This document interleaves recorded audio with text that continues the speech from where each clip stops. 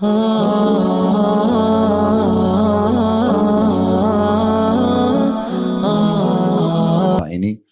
dan di bumi ini terjangkau tidak terjangkau oleh mata kita, maka kita jadi patuh kepadanya dan kita jadi tahu panduan hidup mana yang dibolehkan, mana yang tidak boleh, mana yang diperintah, disukai dan mana yang dilarang. Dan akhirnya kita punya panduan hidup di dunia ini dan juga kita akan mendapatkan yang terbaik di akhirat sana. Begitu juga dengan nikmat, kesehatan, kesempatan, termasuk bisanya kita duduk di majelis ilmu seperti ini adalah nikmat yang melimpah yang luar biasa. Selain tentu adanya kemerdekaan, keamanan, semua ini adalah nikmat yang sangat besar. Bagaimana kita tahu saudara-saudara kita sekarang di Palestina yang perlu ya kita renungi bersama-sama dan kita doakan selalu dengan tulus agar Allah Subhanahu wa taala berikan kepada mereka kemenangan, ketentraman, kemerdekaan sehingga bisa mereka rasakan seperti apa yang kita rasakan tentunya dan semoga Allah jaga kemerdekaan dan keamanan ini selamanya sampai menjelang hari kiamat nanti. Allahumma amin.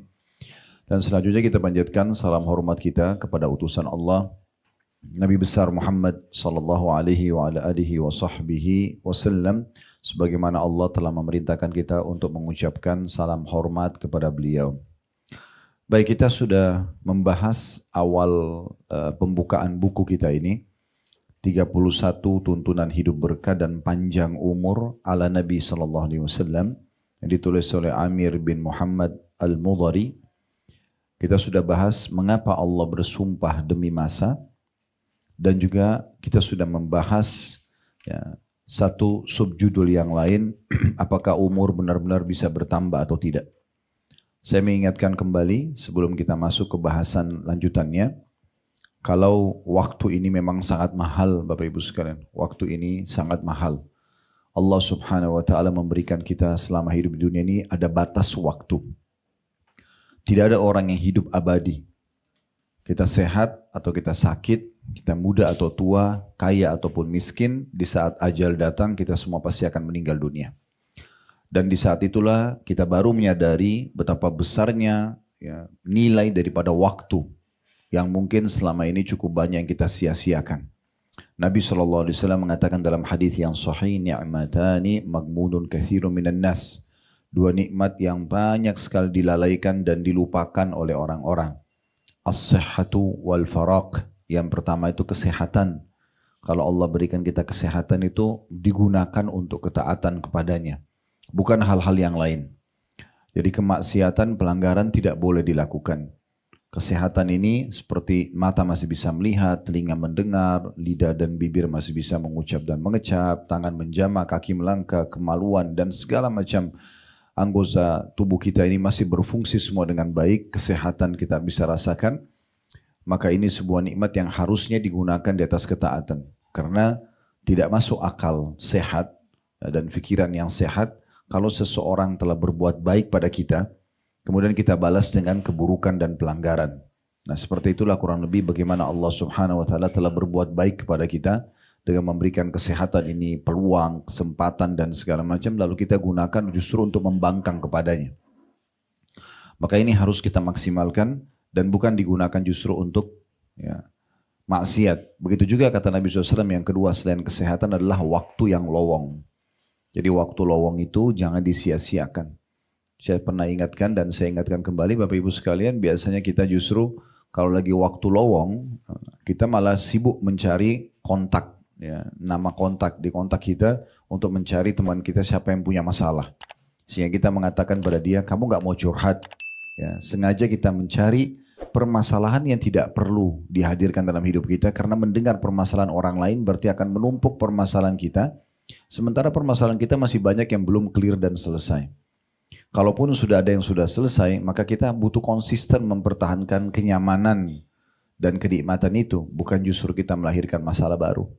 Beda kalau kita ahlinya, itu pun hanya digunakan untuk konsultasi. Masalah agama, konsultasi sama ustadz atau ustadzanya. Suami saya mengucapkan kalimat cerai semalam dalam kondisi dia emosi. Jatuhkah talaknya? Sebatas itu saja misalnya. Atau istri saya tidak sholat. Misalnya suaminya mengatakan, saya sudah ingatkan apa yang harus saya lakukan. Itu konsultasi. Manusia bukan tempat curhat.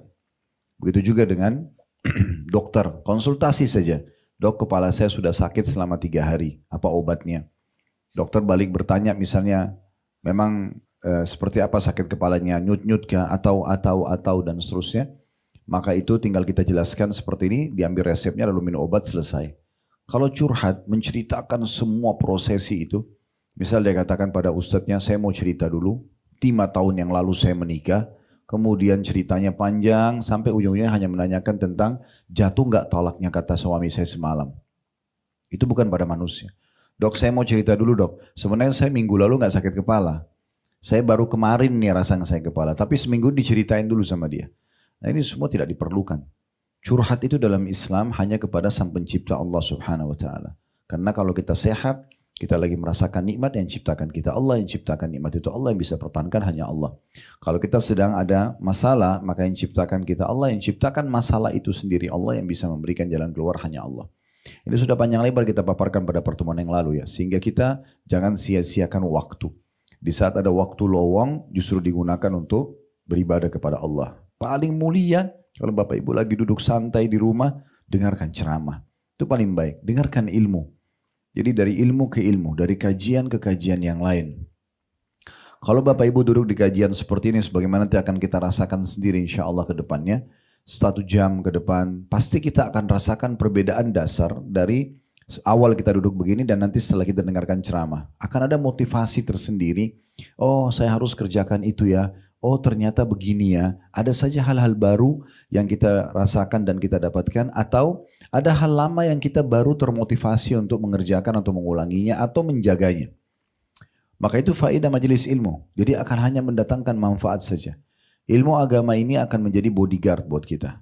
Kalau kita makin faham agama, maka kita makin terawasi dengan bodyguard kita ini. Mau makan, mau minum, mau bergaul, mau cari pendapatan, mau apa saja, agama akan mengatakan itu boleh atau tidak boleh. Sehingga kita punya panduan hidup. Andai saja kita duduk di majelis ilmu seperti ini Bapak Ibu sekalian, sekali duduk belajar 1 jam misalnya, kepala kita menjadi lebih besar 2 kali lipat dari sekarang. Mungkin repot, karena 10 kali belajar, kepala kita sebesar ruangan ini. Tapi ini tidak. Kalau kita belajar dari masih bayi aja, belum bisa ngomong tapi kita sudah bisa belajar sampai kita meninggal, tidak akan pernah habis kapasitas memori di otak kita. Ya, para ilmuwan mengadakan penelitian di otak kita ini ada bagian urat saraf seperti memori kalau di handphone, itu bisa menampung semua buku yang pernah ditulis oleh manusia. Bukan cuma Al-Quran, bukan cuma mendengarkan ceramah sehari berapa kali, bukan. Jadi banyak memori kita yang sayang, dan kalau orang vakum, dia cuma pakai tidur, malas-malesan, itu banyak sekali ya, yang kapasitas memori dia justru yang mati, yang tidak bermanfaat bagi dia. Itu contohnya, dia harusnya digunakan hal yang bermanfaat. Atau mungkin silaturahim. Ya. Mungkin kita bisa via telepon kepada orang tua, kepada saudara, kepada ponakan. Mungkin kita menjenguk orang sakit. Ya. Mungkin apalah hal-hal yang bermanfaat. Atau minimal kita mengalihkan, kalaupun memang kewajiban kita sudah selesai seperti sholat 5 waktu. Mungkin yang sunnah, sholat sunnah, qobliyah, ba'diyah sudah misalnya. Atau duha dan seterusnya. Nah kita bisa alihkan kepada minimal yang mubah. Mubah ini seperti makan, minum, tidur. Tapi ini pun nanti akan kita titik beratkan di bahasan kita. Kita bisa mengalihkan dia menjadi sesuatu yang sifatnya sunnah. Ya. Kemudian juga sudah kita bahas Bapak Ibu sekalian. Ya. Jadi nanti hati-hati ya. Karena kita sudah bahas surah Al-Mu'minun pada kesempatan yang lalu. Surah nomor 23 ayat 99 sampai 115. Tentang penyesalan orang-orang yang datang nanti pada hari kiamat. Ya, karena mereka menyia-nyiakan waktunya selama di dunia ya. Juga kita sudah membaca surah Al-Asr yang dijelaskan di awal-awal buku kita ini bagaimana seseorang itu nanti akan ya menyesal ya pada hari kiamat karena menyia-nyiakan waktunya. Ingat, penyesalan pada hari kiamat itu terjadi pada 3 golongan ya Bapak Ibu sekalian. Yang pertama itu memang orang kafir, orang yang jauh dari Allah Subhanahu wa taala ya. Orang yang kufur ini penyesalan sudah abadi karena mereka masuk neraka selamanya. Yang kedua adalah orang-orang yang penuh waktunya selama hidup dia muslim tapi dengan dosa dan tidak bertaubat. Sehingga akhirnya Allah hukum masuk ke neraka dulu, bersihkan dosanya baru masuk ke dalam surga. Ini juga menyesal karena sesaat di neraka, bukan sehari, sesaat saja. Kata Nabi SAW, didatangkan hari kiamat nanti orang yang paling besar nikmat Allah pada dirinya di dunia, dari mulai lahir sampai meninggal itu di istana raja. Anggaplah dia anak raja misalnya. Sampai dia jadi raja pun dan dia meninggal. Lahir di istana, meninggal di istana. Tapi dia orang kafir. Kata Nabi SAW didatangkan lalu dicelupkan satu celupan di neraka. Lalu dikeluarkan. Ditanya sesaat itu dicelupkan dikeluarkan. Apa kau pernah rasakan nikmat selama ini? Pernah gak kau bahagia selama ini? Maka dia mengatakan demi Allah tidak pernah. Hilang semua nikmat itu dengan satu celupan di neraka. Maka sangat konyol kalau ada orang mengatakan, oh gak apa-apa masuk neraka dulu. Nanti dibersihkan dosa saya baru saya masuk surga. Tidak usah susah-susah berpikir masalah neraka terlalu jauh. Ambil korek kalau kita mau, ini cuma contoh, bukan saya minta dipraktekin, tapi kita bisa bayangkan. Korek gas yang kecil kalau kita ambil, kemudian kita nyalakan dan kita letakkan jempol kita saja di korek api itu, maka kita akan rasakan panasnya luar biasa. Berapa detik aja. Bagaimana kalau 1 menit mungkin bisa matang, luka bakar tangan kita, butuh operasi dan butuh biaya sekian puluh juta mungkin ya untuk itu. Itu bagaimana dengan api neraka yang dari kepala sampai kaki semuanya api, semuanya siksaan, sebelah kiri kanan orang yang menjerit, orang yang teriak, orang yang histeri. Ini bukan gampang masuk ke neraka. Dan untuk apa kita masuk neraka sementara itu semua memang dimulai dengan pembangkangan. Kenapa kita nggak langsung masuk surga saja yang nikmat, yang memang Allah janjikan dengan segala macam janji yang luar biasa. Kata Nabi SAW, sampai masuk surga tidak akan habis masa mudanya, tidak akan lusuh bajunya, tidak akan buang air besar dan buang air kecil, makanan dan minuman yang dikonsumsi, itu yang tidak dibutuhkan oleh tubuhnya, tidak keluar lagi maaf dalam bentuk kencing dan BAB, tapi dia keluar dalam bentuk keringat yang lebih wangi dari bau kasturi. Jadi di surga itu abadi kenikmatan yang luar biasa. Kata Nabi SAW didatangkan orang yang paling menderita di dunia, tapi orang beriman. Dicelupkan di surga satu celupan dikeluarkan, begitu dikeluarkan ditanya, kau pernah merasa penderitaan selama ini gak? Pernah gak kau susah selama ini? Jawaban dia gak pernah sama sekali. Demi Allah tidak pernah. Hilang semua kesusahan di dunia hanya dengan satu celupan di surga. Dan ini didapatkan dengan ketaatan kepada Allah Subhanahu wa ta'ala. Jadi orang yang menyesal yang pertama adalah orang kafir. Yang menyesal kedua orang banyak melakukan pelanggaran-pelanggaran agama dari dosa ke dosa. Kemudian dia tidak sempat taubat karena masuk neraka dulu. Dan penyesalan yang ketiga adalah orang-orang yang sudah masuk ke dalam surga. Tapi dia dulu di dunia menyia-nyiakan banyak kesempatan untuk ibadah. Nah itu. Jadi masuk surga pun dia menyesal nanti Bapak Ibu sekalian.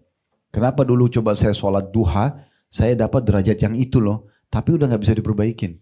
Dulu orang miskin yang minta sama saya itu kalau saya kasih, saya dapat yang ini loh. Dulu kalau saya hadir majelis yang ilmu yang sana, maka saya dapat derajat ini loh. Jadi banyak derajat yang tadinya depan kita bisa dapatkan hanya dengan ibadah yang sederhana. Dulu di majelis ilmu seperti ini, bantu beberapa detik sih kita keluarin uang kasih orang susah misalnya. Atau kita silaturahim keluarga, cuma sekedar menanyakan walaupun via WA ke orang tua kita, ke kakak kita, ke tante kita, ke paman misalnya. Ponakan dan seterusnya, ya jenguk orang sakit berapa detik sebenarnya, berapa menit kita gunakan dan seterusnya. Ternyata itu semua bisa membawa ke derajat-derajat yang tinggi yang kita sia-siakan. Sampai kata Nabi SAW, saking mudahnya Bapak Ibu dapat derajat-derajat tinggi di surga, kata Nabi SAW, sungguhnya Allah berfirman kepadaku, hai Muhammad, apakah engkau tahu apa yang sedang dibicarakan oleh para malaikat di langit sana? Kata Nabi SAW, iya. Mereka sedang membicarakan sebagaimana diwahyukan kepadaku tentang amalan yang paling cepat membersihkan dosa-dosa dan paling cepat mengangkat derajat. Yaitu disebutkanlah berwuduk di waktu-waktu yang tidak disukai. Kayak misalnya Bapak Ibu lagi uduk, batal nih.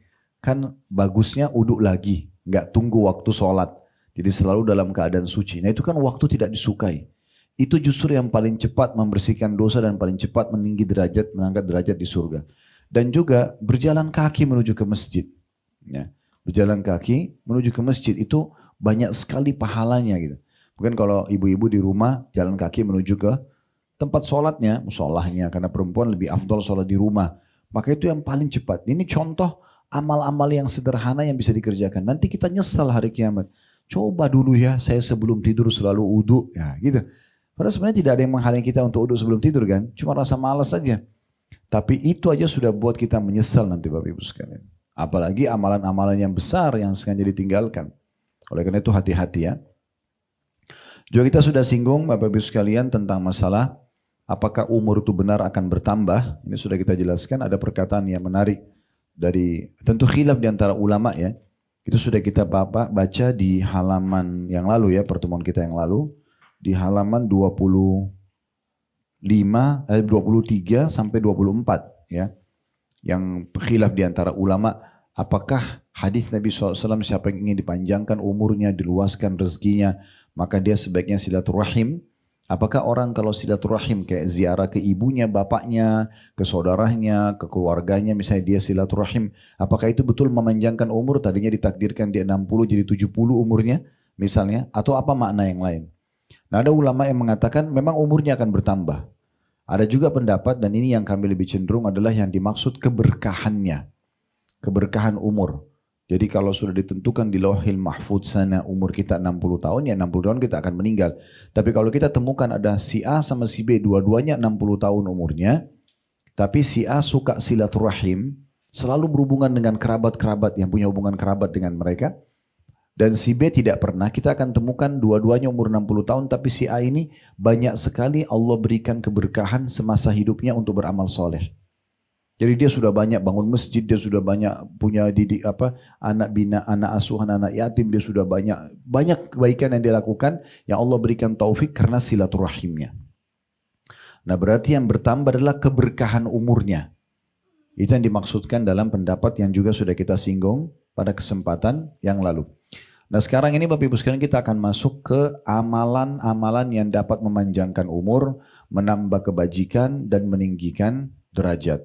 Nah, amalan yang pertama yang akan kita bahas ada di halaman 27. Nah, ini kesempatan kita sekarang akan membahas ini supaya kita maksimalkan waktu kita selama di dunia ini dengan hal-hal yang bermanfaat. Seorang muslim dan muslimah wajib hukumnya, bukan pilihan. Berpikir dari amal baik ke amal baik apa lagi, gitu loh. Dari amal soleh ke amal soleh apa. Dari pahala ke pahala apa lagi yang lain. Itu yang harus dia jadikan sebagai target hidupnya. Apalagi kita rata-rata yang sudah hadir pasti sudah banyak melalui suka duka kehidupan ya, 20 tahun, 30 tahun, 40 tahun yang lalu. Ini semuanya adalah hal-hal yang sudah berlalu. Harusnya kita menjadikan hari ini, sekarang yang Bapak Ibu lagi dengar ceramah ini adalah hari emas kita. Saya bahkan pernah buat ceramah khusus judulnya inilah, wahai muslim inilah hari emasmu. Saya sedang menyinggung hari yang kita sedang Allah kasih umur. Kayak sekarang hari ini Bapak Ibu dikasih umur ini hari emas kita ini. Karena umur kita yang sebenarnya adalah umur yang sudah berlalu. Misal ada di antara kita yang hadir di sini umurnya 30 tahun atau 40 tahun atau 50 tahun. Itulah umur kita yang sebenarnya. Karena sudah kita nikmati. Umur kedepannya kita tidak tahu. Kebanyakan manusia menghayal umur yang akan datang padahal umurnya belum tentu. Mungkin 1 detik lagi, 1 menit lagi, sehari lagi, setahun lagi dia akan meninggal dunia. Kita tidak pernah tahu kapan. Jadi sebenarnya umur kita yang sudah berlalu. Kedepannya kita tidak tahu nih berapa lama lagi kita hidup. Mungkin kita sudah hidup sekarang 45 tahun atau 40 tahun. Kedepannya mungkin sisa 1 tahun. Kita nggak tahu. Mungkin sisa sehari kan gitu. Berarti umur kita yang sebenarnya sekali lagi umur yang telah berlalu. Nah, kalau Allah masih kasih hari ini umur, ini jangan disia-siakan Bapak Ibu sekalian. Karena bisa saja ini hari terakhir. Kita nggak tahu. Jangan pernah berpikir, oh nanti sakit baru meninggal. Enggak. Saya pernah jelaskan di pertemuan kita yang lalu ya. IGD di rumah sakit itu sangat sedikit. 2-3 ruangan, 4-5 ruangan, atau anggaplah 10 ranjang.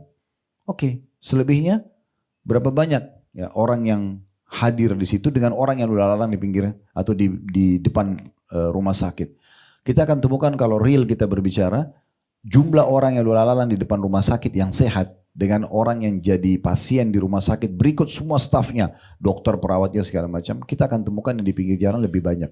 Artinya lebih banyak orang yang meninggal dalam kondisi sehat daripada sakit. Jadi jangan berpikir nanti saya sakit, oh baru saya mendekati kematian. Tidak. Berapa banyak orang yang keluar dari rumahnya sehat kemudian meninggal tiba-tiba. Ini bukan saya takut-takutin, tapi memang faktanya begitu. Dan kita mau jaga kesehatan kita seperti apapun, kalau ajal datang pasti wafat pada saat itu. Gak mungkin tidak. Nah, mumpung hari ini Allah masih kasih, hari ini adalah hari emas kalau saya melihatnya, karena dengan hari ini kita kalau masa-masa lalu dulu penuh dengan amal soleh, kita masih bisa menambah lagi hari ini amal soleh. Kalau masa lalu kita ada banyak dipenuhi dengan dosa, hari ini kesempatan taubat, membersihkan kesalahan yang lalu supaya kita tidak dihisab oleh Allah Subhanahu wa ta'ala. Ada seseorang bertemu dengan Hasan Basri, seorang ulama besar, ulama di zaman dulu, zaman tabi, namanya Hasan Basri. Beliau pernah bertemu dengan seseorang yang kebetulan orang itu umurnya sudah 60 tahun. Kata Hasan Basri, berapa umur kamu? Dia katakan 60 tahun. Kata Hasan Basri, kalau begitu sudah 60 tahun kau sedang menuju ke Tuhanmu. Dan sebentar lagi kau akan sampai. Maka orang itu bilang, inna lillahi wa inna ilaihi raji'un. Kami milik Allah, kami akan kembali kepada Allah. Hasan Basri balik tanya, kamu tahu apa yang kau ucapkan itu? Orang itu mengatakan, iya. Lalu Hasan Basri mengatakan, kau sedang mengatakan, kami milik Allah dan kami akan kembali kepada Allah. Orang yang tahu dia akan kembali ke Tuhannya harus menyadari dan wajib menyadari kalau dia akan ditanya semuanya. Tentang nikmat, tentang waktu, kesempatan dan segala macam akan ditanya. Maka orang itu mengatakan, lalu apa solusinya? Kata Hasan Basri, solusinya adalah kamu memperbaiki ke depan. Hari ini sampai ke depan kau perbaikin sekarang. Ya, maka Allah akan maafkan masa lalumu dan memberikan kau balasan dengan kebaikan yang ke depan. Tapi kalau kau masih berbuat dosa lagi sekarang, di umur ini terutama, maka Allah akan menghukum kau masa lalumu dengan masa akan datang. Jadi orang harus jeli Bapak Ibu sekalian untuk memikirkan bagaimana menyelamatkan dirinya. Sadar Bapak Ibu sekalian, terlalu banyak orang yang lebih tampan, lebih cantik, lebih kaya, lebih pintar daripada kita sudah mendahului kita. Tidak usah jauh-jauh, di kota Jakarta, nggak usah di Indonesia. Banyak orang, jutaan mungkin yang sudah hidup sebelum kita, dari masa dulu sebelum berdiri Republika ini, dari masa kerajaan sampai beberapa hari yang lalu mungkin sudah terlalu banyak orang yang meninggal mendahului kita dan mereka sudah menuju kepada Tuhannya. Jangan terus lalai. Jadi kita butuh amalan-amalan untuk kita segera selamatkan diri kita. Satu kesempatan sujud saja atau satu kesempatan ucapkan astagfirullah atau subhanallah itu sangat dirindukan bagi semua jenazah yang dihidupkan. Kalau dihidupkan saat ini. Kalau di hari ini, di detik ini kita ke kuburan lalu ada yang Allah buka kuburan dan Allah kasih kesempatan hidup. Lalu dia perdengarkan kepada kita pada saat dikasih kesempatan, kamu masih bisa hidup 5 menit lagi, habis itu kamu meninggal. Kita bisa dengarkan nanti apa yang dia inginkan. Saya yakin orang mati itu kalau hidup, atau kita sendiri misalnya, anggap kita pas sekarang melihat malaikat maut dan masih di kesempatan, umur kau masih kami panjangkan 5 menit lagi. Kira-kira apa yang kita lakukan? Kita masih berpikir kumpul sama teman-teman, atau memperbanyak ya mencari makanan kesukaan kita, atau bekerja, atau apa saja? Saya yakin tidak. Kita akan coba cari amal yang terbaik yang bisa kita lakukan supaya kita pada saat meninggal ini betul-betul dapat maksimal pahalanya, atau kita memohon ampun dari dosa-dosa kita. Nah ini faktanya ya. Jadi kita harus betul-betul sadar Bapak Ibu sekalian, dan kami para teman-teman dai ini hanya bisa teriak-teriak seperti ini. Ayo bicara Bapak Ibu, ayo sadar, ayo gini. Semua keputusan tangan Bapak Ibu sekalian. Jangan setelah dengarkan sini, oh ya benar sih. Tapi pulang buyar lagi. Digoda lagi oleh syaitan. Tidak lagi fokus dengan amal saleh. Kembali lagi dengan pelanggarannya. Ini berbahaya sekali. Karena Allah subhanahu wa ta'ala itu akan mengajarkan kepada kita dengan cara seperti ini. Allah tidak turunkan malaikat Bapak Ibu sekalian untuk pegang tangan kita. Kamu harus sholat. Kamu harus tutup aurat. Tidak seperti itu. Allah turunkan kitabnya, kita bisa baca. Allah utus Rasulnya, Nabi Muhammad SAW menyampaikan dengan santun dan ramah. Lalu dilanjutkan oleh para ulama dan da'i. Maka beruntunglah orang yang engah, sadar, lalu mengambil ini sebagai sebuah pegangan hidupnya. Dan rugilah orang yang menyanyiakan ini. Dianggap semua seperti angin lalu, ya sudahlah, meramaikan aja pengajian. Sayang sekali Bapak Ibu sekalian.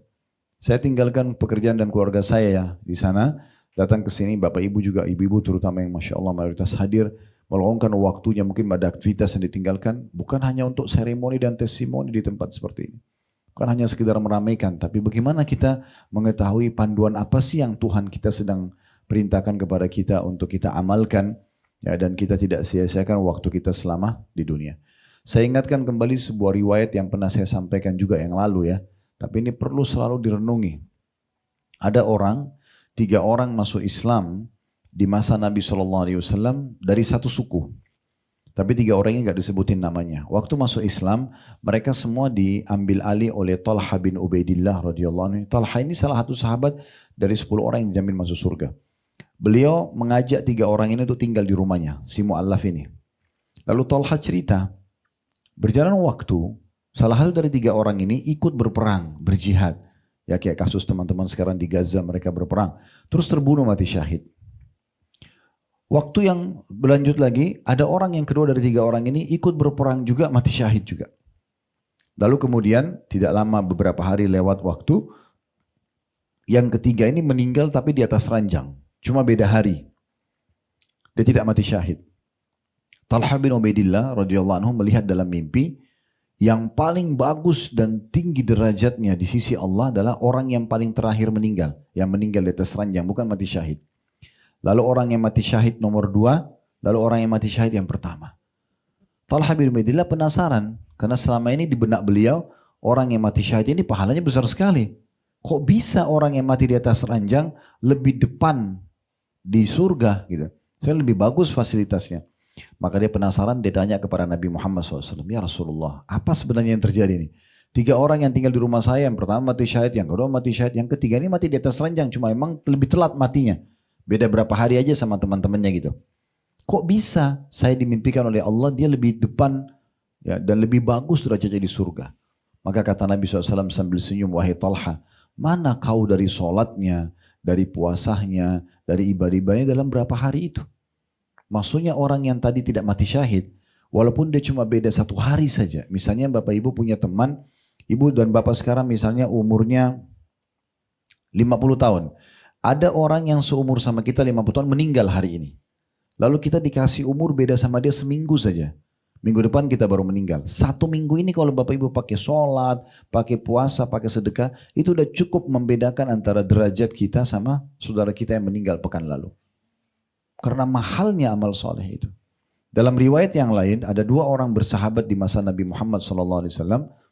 Yang satu meninggal mati syahid, mirip kasusnya ya. Disolati oleh Nabi SAW, kemudian pekan depan, 1 minggu saja selisihnya. Pekan depannya, sahabat dekatnya orang yang mati syahid itu meninggal tapi mati biasa. Kemudian Nabi SAW solati juga dengan para sahabat. Apa kata Nabi SAW kepada para sahabat yang hadir mensolati? Bagaimana pendapat kalian tentang orang ini dibandingkan sahabatnya meninggal pekan lalu mati syahid? Umumnya sahabat memahami yang mati syahid pekan lalu lebih bagus. Mereka bilang apa ya Rasulullah? Semoga saja jenazah ini bisa menyusul derajat temannya yang syahid itu. Mudah-mudahan dengan persahabatan mereka nanti mereka sama-sama di surga. Pasti yang itu lebih tinggi dong. Nah, seperti itu bahasa. Lalu kata Nabi SAW, tidak.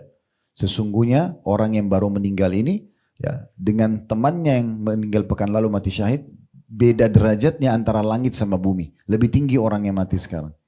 Karena dia sempat ibadah 1 pekan saja.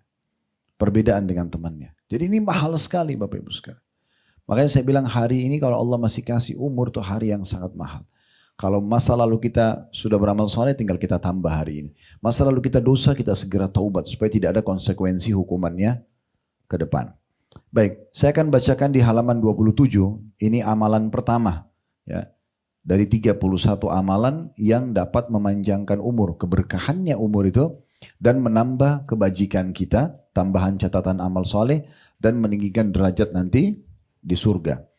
Kata beliau penulis, wahai saudaraku tercinta, marilah kita membiasakan amalan-amalan dan melaksanakan pesan-pesan dari Allah Subhanahu wa taala dan Rasulnya sallallahu alaihi wasallam yang dapat memperpanjang umur dan menambah kebajikan, yaitu sebagai berikut. Yang pertama kata beliau, dan ini yang jadi fokusan bahasan kita, carilah pahala dari Allah dalam setiap amalan yang Anda lakukan. Jadi setiap aktivitas kita per detiknya usahakan ada nilai pahalanya. Kata beliau, carilah pahala dalam tidur, makan, minum, dan pekerjaan Anda. Maka Anda akan diberi pahala insya Allah. Pertanyaan sederhana, bagaimana caranya? Tidur, makan, ya, dan pekerjaan kita dalam keseharian itu bisa menilai pahala. Ini kan sebenarnya amalan-amalan mubah Bapak Ibu ya. Karena kan makan itu mubah. Sudah tahu mubah ya? Bapak Ibu kerjakan tidak dapat pahala, tidak dikerjakan juga tidak dapat dosa. Itu definisinya mubah. Ya kan kita ada 5 ya. Ada wajib, seperti sholat 5 waktu, puasa Ramadan. Itu kalau dikerjakan dapat pahala, ditinggalkan dapat dosa. Itu wajib. Ada yang haram. Ya. Haram ini kalau dikerjakan berdosa, ditinggalkan dapat pahala. Ada peluang zina, mencuri. Kita tahu haram, kita tinggalkan. Ya. Kalau dikerjakan dapat dosa, kalau kita tinggalkan berarti dapat pahala. Ada yang makruh. Makruh itu dikerjakan tidak berdosa, tapi kalau ditinggalkan dapat pahala. Seperti contohnya kan makruh orang Islam itu minum berdiri. Ya. Kalau minum dan makan anjurannya duduk. Kan itu. Kalau berdiri nggak berdosa, tapi makruh. Apa maksudnya makruh? Kalau Bapak Ibu kerjakan tidak berdosa, tapi kalau tidak dikerjakan justru dapat pahala. Makan duduk, berdiri, duduk itu jadi pahala gitu ya. Nah kemudian ada yang tadi yang kita lupakan sunnah ya. Sunnah itu dikerjakan dapat pahala, ditinggalkan tidak berdosa. Seperti sholat duha, puasa Senin Kamis, dikerjakan dapat pahala, ditinggalkan tidak berdosa. Nah yang terakhir itu mubah. Mubah itu dikerjakan tidak dapat pahala, ditinggalkan juga tidak berdosa. Nah contohnya makan, minum, tidur, mandi. Semua ini mubah. Nah tetapi ini yang ingin disinggung oleh penulis, ini semua yang mubah-mubah aja, Bapak Ibu bisa ubah menjadi pahala. Menjadi sunnah. Bagaimana caranya? Niatkan untuk memberikan hak jasad. Jadi kalau makan itu bukan cuma sekedar hilangin lapar. Karena yang ciptakan kita Allah, yang datangkan rasa lapar itu sebagai sinyal tubuh kita butuh nutrisi, itu adalah Allah. Yang pandu kita, obatnya lapar itu makan, tidak bisa yang lain. Tidur tetap lapar, bergerak tetap lapar, harus makan. Itu adalah Allah yang pandu kita. Sehingga kita niatkan makan ini memberikan hak jasad. Ini berubah hukum dari mubah menjadi sunnah. Nah ini poin penting ya. Seperti haus, bukan hanya sekedar minum, bukan cuma sekedar hilangkan dahaga. Tapi yang kita sadari dan kita renungi, oh yang ciptakan saya Allah, yang ciptakan rasa dahaga itu Allah, yang pandu saya hilangkan dahaga minum adalah Allah. Gak bisa ke yang lain, harus minum. Kalau kita hanya sekedar hilangin haus, mubah. Tapi kalau kita niat memberikan hak jasad, Allah lah yang telah memberikan saya rasa haus ini dan juga saya minum untuk memberikan hak jasad, maka berubah menjadi sunnah. Mandi, bukan hanya sekedar hilangkan gerah. Tapi bagaimana kita niat untuk memberikan hak jasad kita. Karena Allah amanahkan jenazah aja sudah jelas-jelas akan dimakan tanah.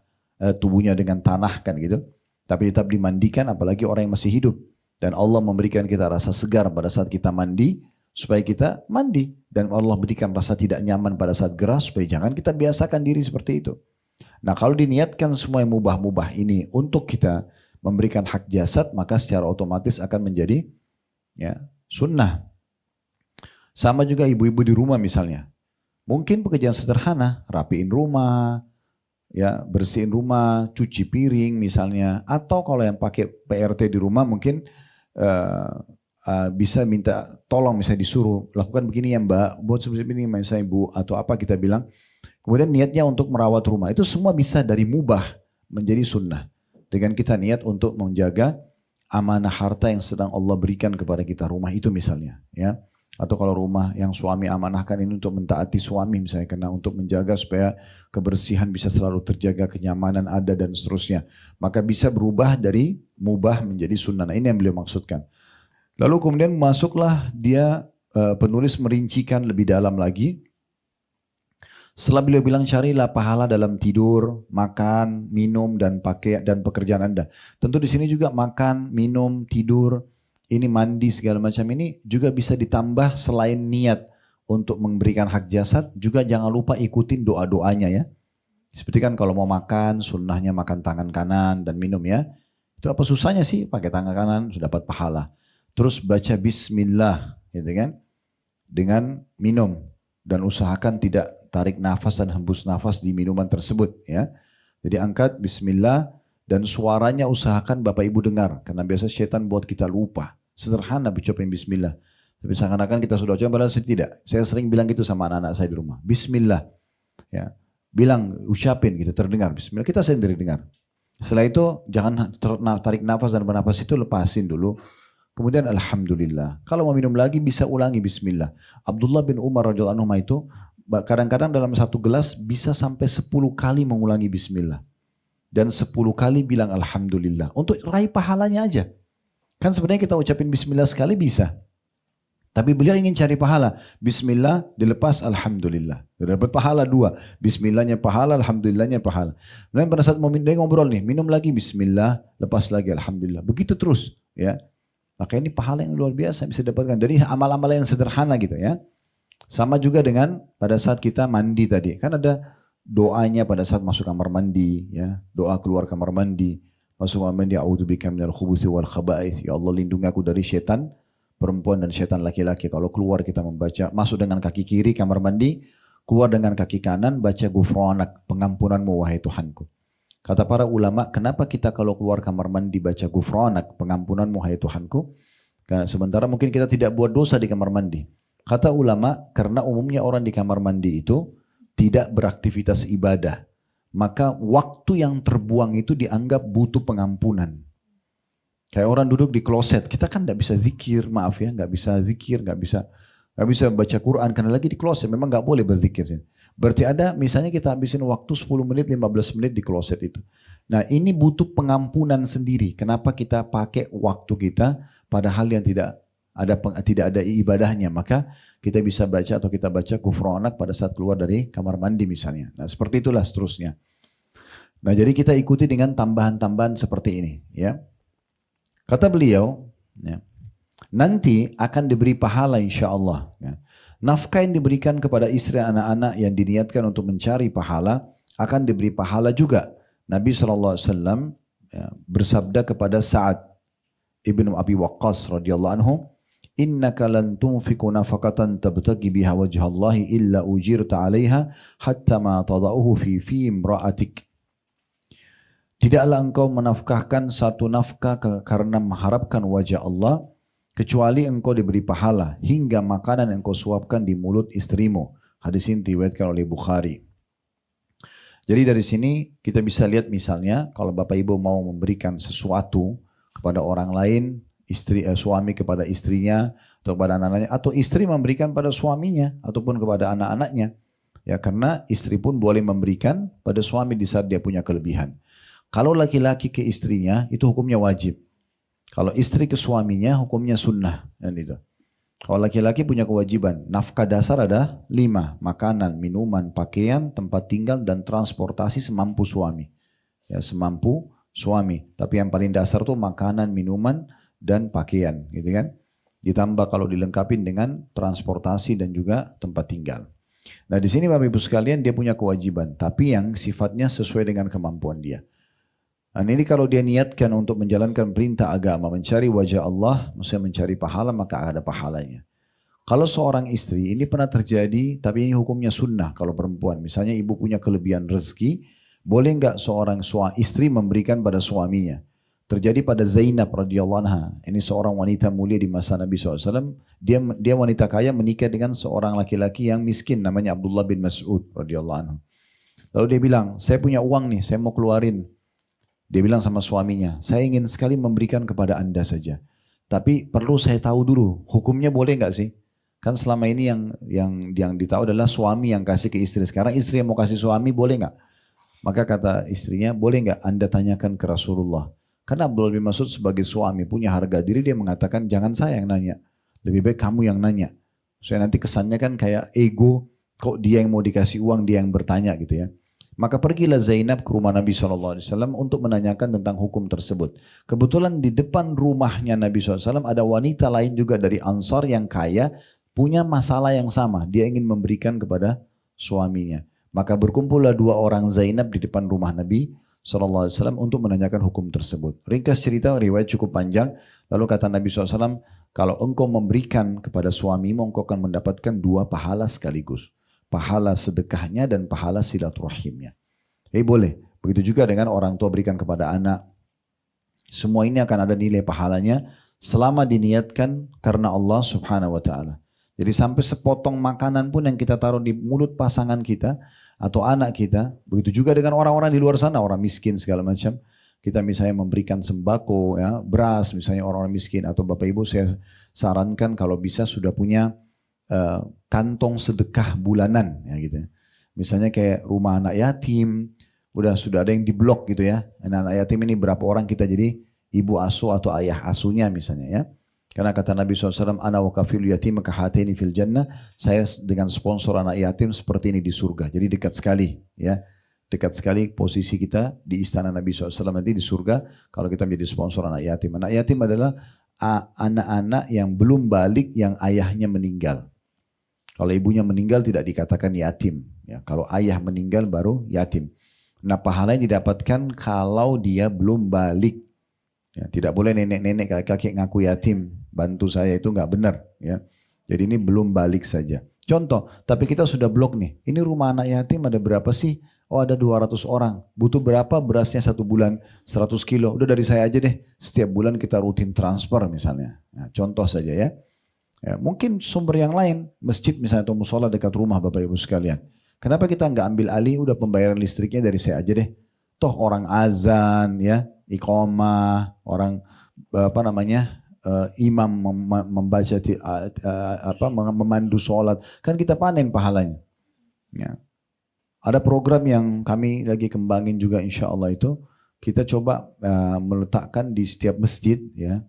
Itu juga kita buka donasinya kalau Bapak Ibu berminat untuk menyiapkan air bersih. Tabung filter digali di masjid, di setiap RT mungkin ya, kita gali dapat air bersih, terus pasangin filter seperti yang isi ulang ya. Nah, pakai filter, nanti ditaruh di masjid, semua warga sekitar itu boleh ambil gratis. Karena kata Nabi SAW waktu ditanya sedekah apa yang paling afdal, beliau mengatakan suqyal ma, memberikan minum ke orang lain. Contohnya yang itu. Dan apa sajalah kesempatan-kesempatan kita untuk bisa meraih amal soleh, kerjakan, ya, kerjakan. Dan ingat Bapak Ibu sekalian, kadang-kadang Allah Subhanahu wa taala datangkan seseorang untuk memberikan kita pahala, jadi jangan kita mulai dengan suudzon atau sangka buruk. Kadang-kadang kita lagi butuh sekali uang misalnya, tapi ada orang lain kerabat kita minta uang juga. Sini kita bertemu dalam jiwa kita antara bantu tapi saya butuh, cuman orang ini kok nggak tahu diri ya, saya lagi butuh tapi dia minta. Sebenarnya jawabannya adalah kalau kita bantu orang ini, maka urusan kita di sana akan dimudahkan. Ya. Cuma banyak orang tidak paham masalah itu. Dia mohon sama Allah diberikan jalan keluar, Allah datangkan dulu ujian. Nah ujian itu kalau dia lalui nanti dia akan dapat solusinya. Ya. Berapa banyak orang penyakitnya sembuh gak jadi dioperasi karena ternyata ada orang di masa-masa dia kritis itu justru minta bantuan, dibantu sama dia, Allah sembuhkan penyakitnya tanpa harus operasi misalnya. Nah ini harus kita peka melihat sinyal-sinyal dari Allah Subhanahu wa ta'ala. Baik itu masalah pemberian uang ya. Dan ini cara yang terbaik Bapak Ibu sekalian untuk bisa meraih ya, pahala juga dari harta yang sudah Allah amanahkan kepada kita.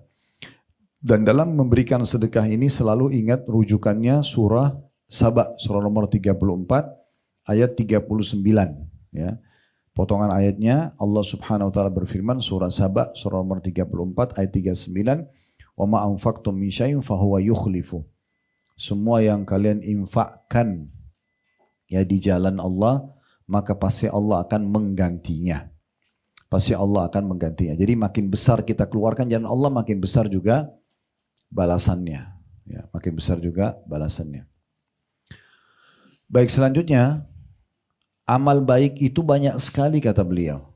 Di antaranya menyebarkan dan menjawab salam. Nah, ini juga penting ya. Jadi Bapak Ibu hidupkan salam. Dan lengkap ya, Assalamualaikum warahmatullahi wabarakatuh. Lengkap. Kenapa lengkap Ustaz? Karena ini masing-masing punya makna doa, masing-masing punya pahala.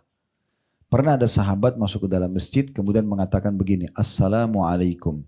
Nabi lagi duduk dengan sahabatnya semua. Artinya semoga keselamatan dunia akhirat tercurahkan untuk kalian. Lalu Nabi SAW jawab dan Nabi mengatakan lahu asyarah. Orang ini dapat 10 pahala. Gak lama kemudian datang orang kedua mengatakan Assalamualaikum warahmatullah. Dia tambah warahmatullah. Lalu Nabi SAW jawab, Nabi mengatakan lahu ishrun. Orang ini dapat 20 pahala. Ternyata Assalamualaikum itu 10 pahalanya. Kalau ditambah warahmatullah 10 lagi. Gak lama kemudian ada orang ketiga datang, dia baca lengkap. Assalamualaikum warahmatullahi wabarakatuh. Assalamualaikum, semoga Allah berikan keselamatan untuk anda dunia akhirat. Warahmatullah, semoga rahmat. Rahmat itu karunia, rezeki. Terlimpah kepada anda. Wabarakatuh, dan semoga selalu berkah. Berkah itu artinya cukup. Mencukupi. Ya. Orang ini baca lengkap. Lalu Nabi SAW jawab. Nabi mengatakan lahu thalathun. Orang ini dapat 30 pahala. Kenapa kita sia-siakan diri kita? Kehilangan pahala. Abdullah bin Umar radhiyallahu anhuma itu kalau sudah selesai sholat duha, dia sudah sholat malam, sudah sholat subuh berjamaah di masjid, sudah zikir pagi, sudah sholat duha, ada waktu lowong dari duha menuju ke duhur, beliau lagi tidak ada aktivitas, beliau khusus keluar dari rumahnya, ke ujung jalan kembali lagi hanya untuk ucapin salam. Karena ingin ngejar pahalanya. Sayang sekali. Sekarang kita kasih contoh suami istri misalnya, kenapa enggak ucapin salam? Walaupun via WA, walaupun via telepon. Darurat pun salam dulu. Assalamualaikum. Misalnya suami bilang sama istrinya, semoga keselamatan dunia akhirat untukmu. Warahmatullah, semoga rezeki Allah selalu melimpah untukmu. Wabarakatuh, semoga kau tercukupi. Istri jawab lagi, waalaikumsalam, semoga juga keselamatan dunia akhirat untuk anda, gitu kan? Warahmatullah, semoga Allah berikan anda rezeki. Wabarakatuh, dan semoga keberkahan Allah berikan. Itu luar biasa. Kalau satu hari kita ngobrol suami istri 5 kali, 6 kali via WA, via telepon, berapa banyak doa yang bisa kita saling berbagi. Sekarang begitu juga dengan ketemu sama anak-anak, ngobrol sama anak-anak misalnya. Ya, kenapa nggak ucapin salam? Saya lihat ini Bapak Ibu sekalian di Saudi hidup sekali. Gitu ya. Contoh misalnya saya kalau selama 7 tahun saya tinggal di Madinah dulu. Dari SMA sampai S1 dulu. Dari tahun 90 sampai 98 kurang lebih ya. Waktu itu hampir semua teman-teman Saudi yang saya datang di Madinah berkunjung ke rumah mereka. Itu kami kalau datang, kalau laki-laki ada ruang tamu sendiri, perempuan ada ruang tamu sendiri. Kami dipandu laki-laki ke ruang tamunya. Si laki-laki yang temui kami suaminya. Gitu kan. Kalau ada tamu perempuan masuk ke ruangan perempuan, nanti yang temui istrinya gitu. Nah pokoknya kami masuk ke ruang tamu laki-laki ini, pertama kami datang, kami ucapin salam, lalu disambut, dijawab salam sama mereka, habis itu kami dipersilakan masuk ke ruang tamu laki-laki. Setelah ngobrol beberapa saat, biasanya tuan rumah ini masuk ke dalam untuk ngambil apa yang dia mau sajikan buat tamu gitu ya. Dia masuk ke dalam dengan berbagai macam metode mereka lakukan. Biasa istrinya ketuk pintu, suaminya berdiri ngambil makanan. Biasa juga ada yang taruh bel. Dia tekan kayak ada lampu atau bel nyala, itu berarti istrinya sudah siapin makanan tinggal diambil. Istrinya sudah siapin, suaminya ke dalam ambil. Yang unik pada saat suaminya itu kembali ke ruangan kami, masuk di ruangan tadi sudah ngobrol nih, pasti salam. Padahal cuma keluar doang ngambil makanan dalam, masuk lagi assalamualaikum warahmatullahi wabarakatuh sambil taruh makanannya. Jadi pisah dikit aja salam. Begitu terus. Di Saudi itu tidak asing kita kalau naik lift, Bapak Ibu lagi di lift, ada orang baru masuk, pasti dia salam. Di rumah sakit kah, di mall kah, itu biasa aja gitu. Di bus, kita lagi di bus nih, angkutan umum, ada orang naik, pasti dia salam. Assalamualaikum warahmatullahi wabarakatuh. Dia walaupun tidak kenal. Ya. Di pesawat itu kalau kita di Saudi Airlines udah biasa itu. Diucapin salam, disambut dengan salam itu udah biasa sekali. Pramugaranya sambut misalnya. Jadi memang itu hidup sekali gitu. Nah ini yang sayang sekali kita masih belum terlalu hidupkan di tempat kita ya. Saya pernah naik ke salah satu lift di satu mall. Kebetulan tempat sholatnya di lantai atas sekali. Begitu saya naik, orang-orang semua pada mau ke atas gitu. Atau saya naik, saya ucapin salam di lift itu. Assalamualaikum. Orang semua pada lihat muka saya bingung. Kayak nggak kenal kok ucapin salam gitu ya. Seakan-akan salam itu hanya untuk orang yang dikenal. Padahal perhatikan sabda Nabi SAW dalam hadis riwayat Muslim. Waktu ditanya kepada beliau, ayyul islamin khair. Amalan apa dalam Islam yang paling besar pahalanya? Setelah yang wajib-wajib. Maka kata Nabi SAW, tut'imut ta'am, engkau memberikan makan orang lain, traktir orang, bayarin, itu pahalanya besar. Wa tusallimu ala man ta'rif wa man lam ta'rif, dan engkau memberikan salam kepada orang yang kau kenal dan kau tidak kenal. Jadi tidak kenal pun kita ucapin salam. Ya, maka dapat pahala. Kalau ada yang bertanya bagaimana dengan orang non muslim, Ustaz, kita tidak boleh memulai salam sama mereka. Tapi kalau mereka salam kita jawab wa'alaikum. Tidak lengkap tapi kita jawab wa'alaikum. Begitu yang Nabi SAW jawab kepada orang-orang Yahudi yang mengucapkan salam kepada beliau. Tapi salam ini perlu dihidupkan. Ya, tulisan atau lisan. Sayang pahalanya itu. Kemudian beliau mengatakan mendoakan orang yang bersin dengan mengucapkan yarhamkumullah atau semoga Allah SWT mengasihi kamu. Jadi sunnahnya itu kalau kita bersin kita mengatakan alhamdulillah ya. Karena Allah mengeluarkan cairan-cairan yang ada di sekitar kepala kita ini yang mungkin akan menjadi masalah buat kita kalau tidak keluar. Makanya orang tidak ada yang bisa menampung bersinnya ya, karena kuatnya bersin itu otomatis dari Sang Pencipta Allah untuk mengeluarkan ya masalah atau penyakit mungkin ya. Kita keluarkan, makanya kita mengatakan alhamdulillah, segala puji bagi Allah yang telah mengeluarkan cairan ini gitu ya. Nah orang muslim disunnahkan kalau mendengar saudaranya bersin dan bilang alhamdulillah, dia doakan. Dia mengatakan yarhamkumullah. Semoga Allah merahmati anda. Maksudnya dengan bersyukur ini semoga Allah rahmati. Nah kita yang tadi didoakan itu yang kita bersin alhamdulillah, kita didoakan yarhamkumullah, kita jawab lagi yahdikumullah wa yuslih balakum.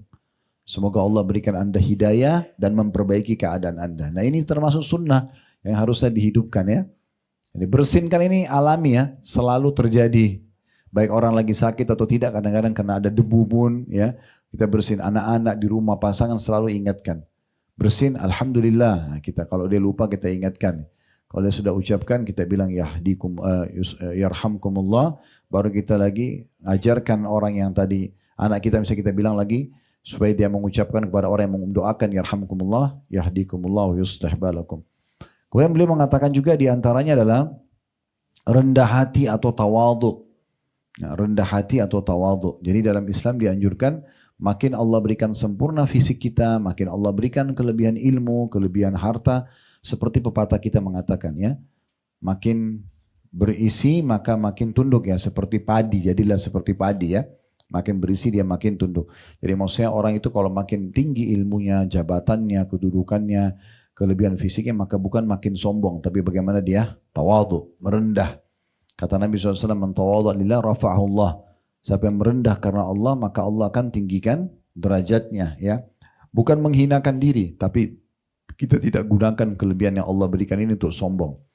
Kemudian juga memaafkan orang yang pernah menzaliminya. Nah ini cukup banyak peringatan dari Nabi SAW dan dari Allah Subhanahu Wa Taala. Bapak Ibu bisa buka surah Al-Imran, surah nomor 3, ayat 133 sampai 134 ya. Itu ada penyebutan tentang salah satu potongan ayat yang menyebutkan tentang memaafkan orang lain ya. Surah nomor 3 ayat 133 sampai 134 ya. Allah mengatakan, saya bacakan ya, Al-Imran surah nomor 3 ayat 133, wasari'u ila magfirati min rabbikum wa jannatin arduha as-samawati wa ardu iddat lil muttaqin. Dan bersegeralah kamu kepada ampunan dari Tuhanmu, maksudnya selama ada kesempatan belum meninggal segera bertaubat, dan kejarlah surga yang luasnya seluas langit dan bumi yang disediakan untuk orang-orang yang bertakwa. Makna bertakwa orang yang patuh. Ya, segera nanti pada saat meninggal supaya tidak nyesal masuk ke surga, maka segera bertaubat dari dosa-dosa dan segera menjadi orang yang bertakwa.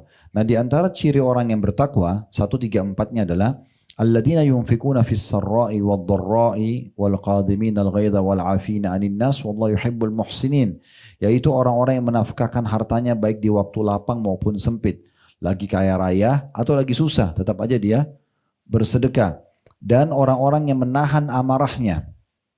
Dia bisa emosi, bisa lampiaskan, dia punya jabatan, dia punya kekuatan, dia benar, tapi dia justru mengontrol. Bahasa Arabnya qadhiminal ghaidh. Ini punya kedudukan sendiri nih ya. Di saat kita bisa lampiaskan, kita justru tidak melampiaskannya. Kemudian dan memaafkan kesalahan orang. Nah ini ciri orang yang bertakwa. Memang berat orang zalimi kita memaafkan ya. Tapi ini perintah Allah SWT. Dan Allah menyukai orang-orang yang berbuat kebajikan. Nah ini ciri orang-orang ahli surga. Nah dibalas surga ya. Ada juga 135-nya tapi ini sudah berhubungan tambahan ya. Saksi bahasan kita tadi yang memaafkan orang lain. Saya bacakan juga 135-nya sekaligus. وَالَّذِينَ إِذَا فَعَلُوا فَاحِشَةً أَوْ ظَلَمُوا أَنفُسَهُمْ ذَكَرُوا اللَّهَ فَاسْتَغْفَرُوا لِذُنُوبِهِمْ وَمَنْ يَغْفِرُ الذُّنُوبَ إِنَّ اللَّهَ وَلَمْ يُصِرُّوا عَلَى مَا فَعَلُوا وَهُمْ يَعْلَمُونَ. Yaitu orang-orang yang apabila mengerjakan perbuatan keji dan atau menganiaya diri mereka, maksudnya buat dosa ya, maka mereka ingat kepada Allah dan memohon ampun terhadap dosa-dosa mereka, dan siapa lagi yang dapat mengampuni dosa selain daripada Allah, dan mereka tidak meneruskan perbuatan keji itu sedangkan mereka mengetahuinya. Nah di ayat 136-nya dipastikan dengan semua itu tadi ya, dia bisa mengontrol emosinya, suka bersedekah, mengontrol emosinya, kemudian dia tidak memaafkan orang lain, dan dia kalau berbuat dosa dia segera kembali kepada Tuhannya. Di 136-nya Allah bilang ulaika jazaohum maghfiratun min rabbihim wa jannatun tajri min tahtiha al-anharu khalidina fiha wa ni'ma ajrul amilin. Mereka itu adalah balasannya ampunan dari Tuhan mereka dan surga yang di dalamnya mengalir sungai-sungai sedang mereka kekal di dalamnya, dan itulah sebaik-baik pahala orang yang beramal. Saksi bahasan kita tadi di 134-nya wal afina 'anin nas, dan orang-orang yang suka memaafkan orang lain. Selanjutnya kita kembali ke buku kita, dan berbuat baik kepada orang yang telah berbuat jahat kepadanya. Maksudnya tidak membalas kejahatan dengan kejahatan. Jangan orang gibah kita balas dengan gibah. Dia dosa, kita dosa. Jangan orang fitnah kita balas dengan fitnah. Dia dosa, kita dosa. Ya. Jadi jangan balas keburukan dengan keburukan. Tetap aja kita baik. Ya, walaupun orang itu berbuat buruk ya. Kemudian di sini dikatakan semua perkara ini bila dikerjakan seorang muslim karena ketaatan kepada Allah dan niat baik mengharapkan wajah Allah semata, tidak dilakukan sekedar kebiasaan atau kamuflase saja, maka ia akan mendapatkan pahala. Bahkan ketika seorang muslim menggauli istrinya pun, hubungan biologis suami istri pun, ini contoh yang lain didatangkan oleh beliau, ya, ia akan mendapatkan pahala karena Nabi SAW mengatakan fi buti ahadikum sadaqah. Persetubuhan salah seorang dari kalian adalah sedekah. Jadi semua bisa nilai pahala, termasuk hubungan interaksi biologis suami istri. Ini ada sebab hadisnya Bapak Ibu sekalian ya. Karena pernah ada sahabat-sahabat miskin datang kepada Nabi SAW mengatakan begini, ya Rasulullah, sahabat-sahabat kami yang kaya mengalahkan pahala kami. Karena kami sholat, kami puasa, mereka puasa, tapi mereka punya kelebihan harta yang mereka sedekahkan, kami nggak punya harta untuk kami sedekahkan. Tunjukkan kepada kami amalan yang bisa menyamai pahala sedekah mereka. Kata Nabi SAW, Allah berikan kalian banyak sekali sumber pahala selain bab sedekah itu. Lalu Nabi bilang, di antaranya di kemaluan kalian ada sedekah. Ada pahala besar. Bergaul suami istri. Maka para sahabat tadi bertanya, wahai Rasulullah, apakah salah seorang di antara kami ketika melampiaskan syahwatnya akan mendapatkan pahala? Seakan-akan mereka bertanya, wahai Rasulullah, mengapa ketika seorang laki-laki menyetubui istrinya dan mendapatkan kelezatan serta kenikmatan ia mendapatkan pahala? Sedangkan ia bertujuan mendapatkan kelezatan dan kenikmatan. Maka Nabi SAW menjawab, Ara'aitum la wada'a fil haram kana alaihi wizir, fakadhalika idha wada'a fil halali kana lahu ajr. Bagaimana pendapat kalian kiranya ia melampiaskannya dalam keharaman, kalau zina? Apakah ia mendapatkan dosa? Tentu jawabannya iya, karena orang zina kan dosa. Maka Nabi SAW begitu pula bila ia melampiaskan dalam kehalalan, maka ia akan mendapatkan pahala. Ya, jadi maksudnya hubungan biologi saja bisa kita mendapatkan kenikmatan sekaligus pahala. Ya. Tapi kalau diniatkan memang untuk ya menjalankan sunnah Nabi SAW. Pernah ada dua riwayat ini perlu saya sampaikan ya. Karena memang tidak selamanya orang dalam rumah tangga itu selalu ingin berhubungan biologis. Mungkin ada saatnya dia jenuh, dia emosi, dia lagi tidak mood dan segala macam. Nah, kalau orang lagi mood, lagi segala macam mungkin sudah umum orang lakukan. Ya. Tapi tinggal diniatkan untuk mengerjakan sunnah Nabi SAW sehingga bukan cuma kenikmatan tapi dapat pahala sunnahnya. Maka pernah terjadi seorang wanita datang kepada, ini riwayat pertama yang saya ingin sampaikan, ada seorang wanita datang kepada Ummul Mukminin Aisyah radhiyallahu anha dan dia mengatakan, bagaimana kalau seandainya seseorang di antara kami lagi marah sama suaminya, lagi tidak mood, apakah dia tetap wajib melayani biologisnya? Kata Aisyah, iya. Bahkan seseorang di antara kalian kalau sudah di atas tunggangannya, kalau kita sekarang sudah naik mobil, yang sudah mau pergi, dipanggil suaminya dia harusnya menjawab. Kenapa? Karena dia sedang bukan masalah suaminya, tapi sedang menjalankan perintah Tuhannya. Nah, gitu.